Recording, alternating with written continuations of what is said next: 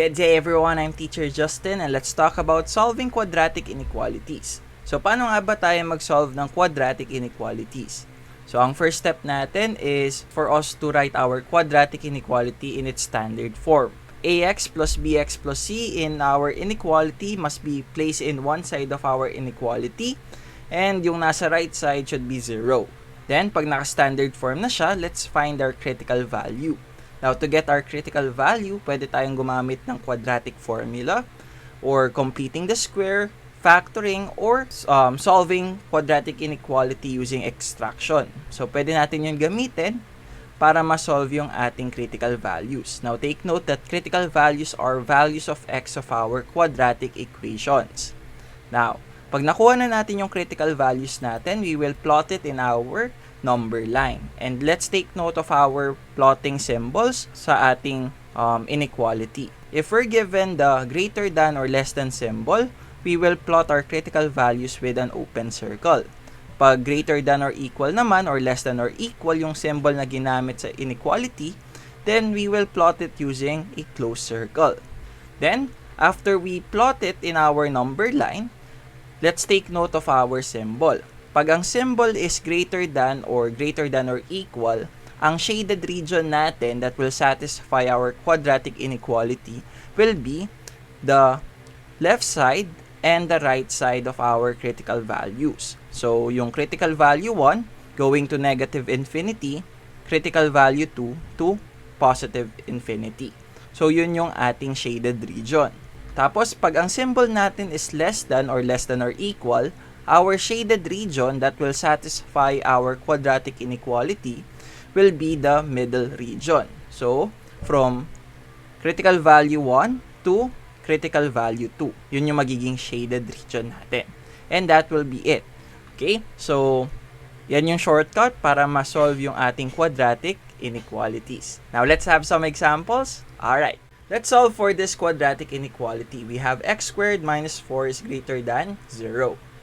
So, ang first step natin pag magsosolve tayo ng quadratic inequality is for us to write it in standard form. So, naka-standard form na siya. Our next step is to solve our quadratic equation. So, solve natin siya as a quadratic equation. Let's identify the critical value. Now, since x squared minus 4 can be factored, so let's factor x squared minus 4. So, that will give us x plus 2 and x minus 2. So, x plus 2 and x minus 2 is greater than 0. Then, let's equate each factor to 0. Then, let's solve for the values of x. So, the first value of x will be negative 2 and the second value of x is positive 2. These two values of x will serve as our critical value.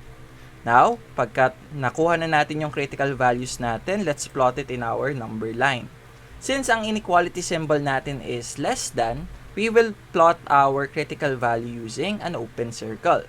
Since greater than ang ating ginamit, okay, the shaded region will be to the left of negative 2 and to the right of positive 2.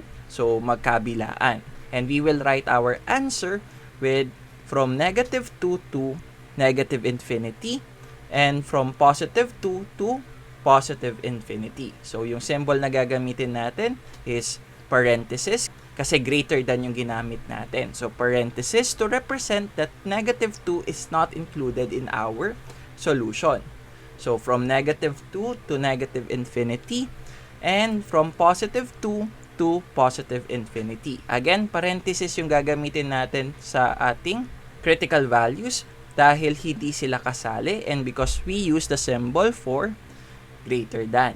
Okay, we don't include the critical value as part of our solution.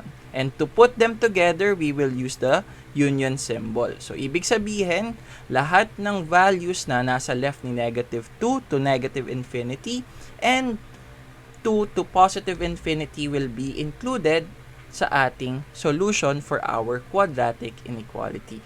And that's it. Tada! Alright. Okay, let's solve for this quadratic inequality. So, we have here x squared minus 7x plus 10 is less than or equal to 0. So, ang first step natin is for us to write it in standard form. Now, since naka-standard form na siya, let's solve for our critical value. So, since pwede nating i-factor yung ating polynomial x squared minus 7x plus 10, let's apply factoring. So, yung factor niya will be x minus 2 and x minus 5. Now, let's equate each factor to 0 to solve for our critical value. So, x minus 2 is equal to 0. That will give us x is equal to 2. X minus 5 is equal to 0. The value of x will be equal to 5. Now, after we get our critical value, we will plot it in our number line. So, plot natin sa number line natin si 2 at si 5. So, we will plot them using closed circle, indicating that 2 and 5 are included in our solution. Bakit? Kasi ang ginamit na inequality is less than or equal. Therefore, the critical values will be included as part of our solution. Now, since less than yung ginamit na inequality symbol, okay, we will be shading all the numbers between 2 and 5. Kasi, they will be the values that will satisfy our quadratic inequality.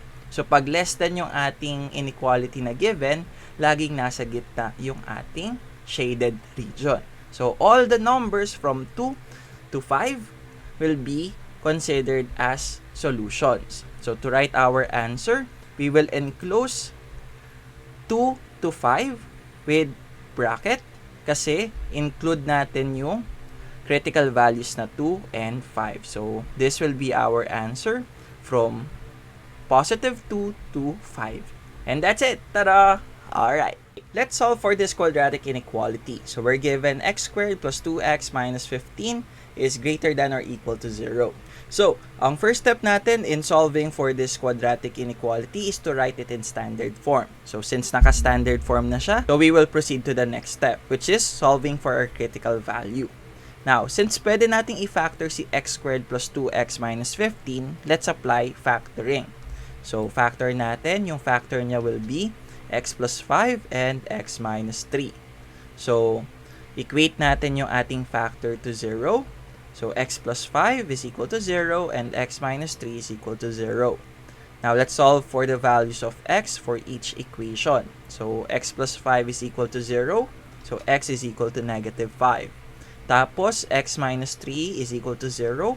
The value of x will be equal to 3.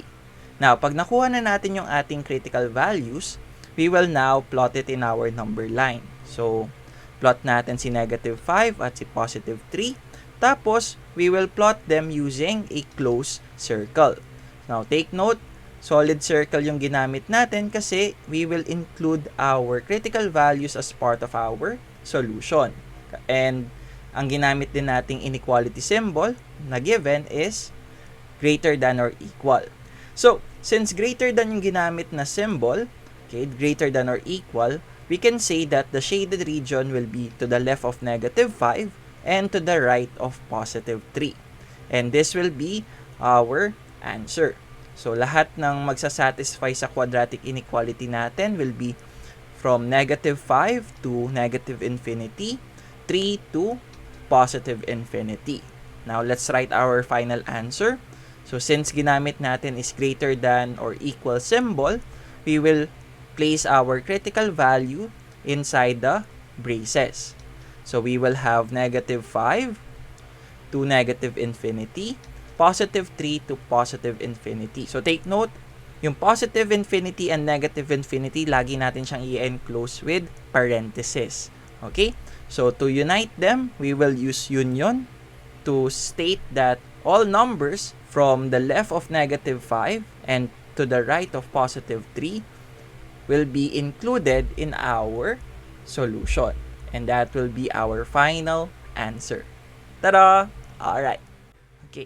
Let's have this item. Let's solve for the quadratic inequality 2x squared minus 5x minus 3 is less than 0.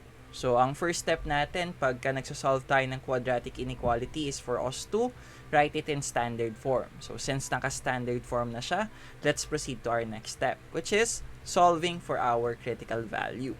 So, yung critical value natin, to get that, we will solve our equation 2x squared minus 5x minus 3 is equal to 0.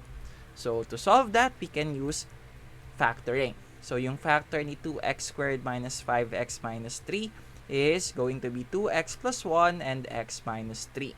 Now, let's equate each factor to 0. So, 2x plus 1 is equal to 0. X minus 3 is equal to 0. Tapos, let's solve for the values of x. So, for the first equation, we will have x is equal to negative 1 half. Tapos, sa second equation naman natin, it will be x is equal to 3. Now, pag nakuha na natin yung critical values natin, our next step is for us to plot it in our number line. So, negative 1 half and positive 3. Now, let's plot it using an open circle kasi yung ginamit nating symbol is less than. Okay. So, our critical value will not be part of our solution. So, negative 1 half and positive 3 is not going to be part of our solution. Then, ang shaded region natin, since less than yung ginamit na symbol, will be the middle region. So, we have here from negative 1 half to positive 3. Okay, so sulat natin siya in interval. So, lahat ng numbers between negative 1 half and 3 will be part of our solution. And to write our final answer, eto siya, negative 1 half to 3. And we will enclose them with a parenthesis since ang ginamit nating symbol is less than. And that's it. Tada! Alright. Okay. Let's solve this quadratic inequality. So we have here 6x squared plus x minus 15 is greater than 0. So para masagutan natin tong ating inequality, our first step is for us to write it in standard form. Now, since naka-standard form na siya, our next step is for us to solve for the critical value. So let's solve this quadratic inequality starting with factoring our polynomial 6x squared plus x minus 15. So yung factored form niya is 3x plus 5 and 2x minus 3. So then, let's equate each factor to 0. So we have 2x plus 5 is equal to 0 and 2x minus 3 is equal to 0. Let's solve for the value of x of each equation. So yung isang equation natin is negative 5 over 3. And yung isang value of x natin will be 3 over 2. So they will be our critical values. Now, plot natin sila sa number line natin. So we have negative 5 over 3 and positive 3 over 2. So we will use an open circle in plotting them in our number line. Now, yung shaded region natin, since greater than yung ginamit nating symbol, it will be left and right region. So, to the left of negative 5 over 3 and to the right of 3 over 2. So, from negative 5 over 3 going to negative infinity and 3 over 2 to positive infinity.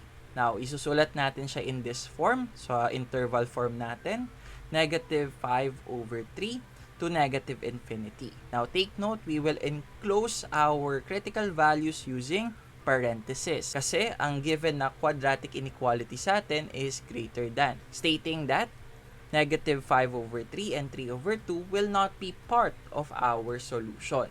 Okay? So, ito yung ating first interval. Now, si 3 over 2 to positive infinity, yung interval niya is ganito. We will enclose them with parenthesis pa rin. And to finalize our answer, we will place a union symbol to indicate that we have two regions na makatatagpuan yung answer natin, which is negative 5 over 3 to negative infinity and 3 over 2 to positive infinity. And that's it. Ta-da! Alright. And that is it. If you like this video, give it a thumbs up. If you have comments, questions, recommendations, suggestions for my next video, please leave them in our comment section below. Share this video and subscribe. And for more videos like this, you can go to my channel, Teacher Justin. And that is it for today. Again, I'm Teacher Justin. Goodbye, God bless, and stay safe. See you on my next video. Peace.